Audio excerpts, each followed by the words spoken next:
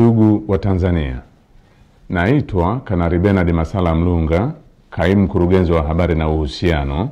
Jeshi la Ulinzi la Wananchi wa Tanzania. Jeshi la Ulinzi la Wananchi wa Tanzania linautaarifu umma wa Watanzania kuwa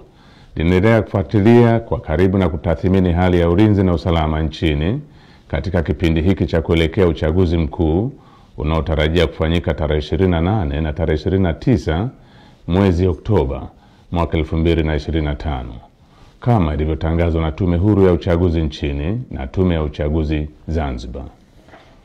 Kwa ujumla, Jeshi la Ulinzi la Wananchi wa Tanzania linaridhishwa na hali ya usalama iliyopo nchini katika kipindi hiki ambacho vyama vya siasa vinaendesha kampeni zao kwa kuzingatia matakwa ya kisheria, kuheshimiana na kuvumiliana kunakooneshwa kupitia kwa wagombea wao wa ngazi za urais,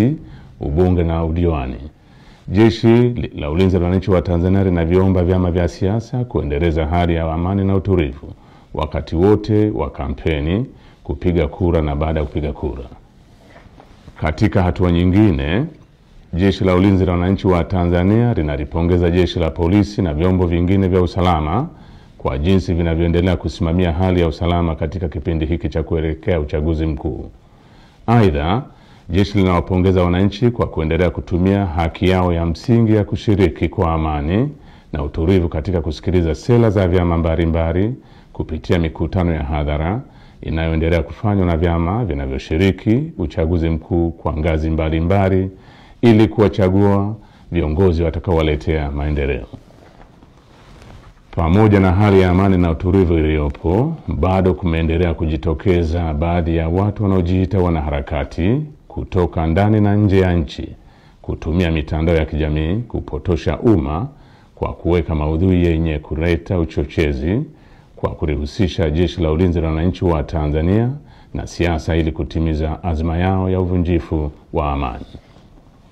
Jeshi la Ulinzi la Wananchi wa Tanzania linaomba umma wa Tanzania kupuuza machapisho au taarifa ambazo zimekuwa zikionekana kwenye mitandao ya kijamii.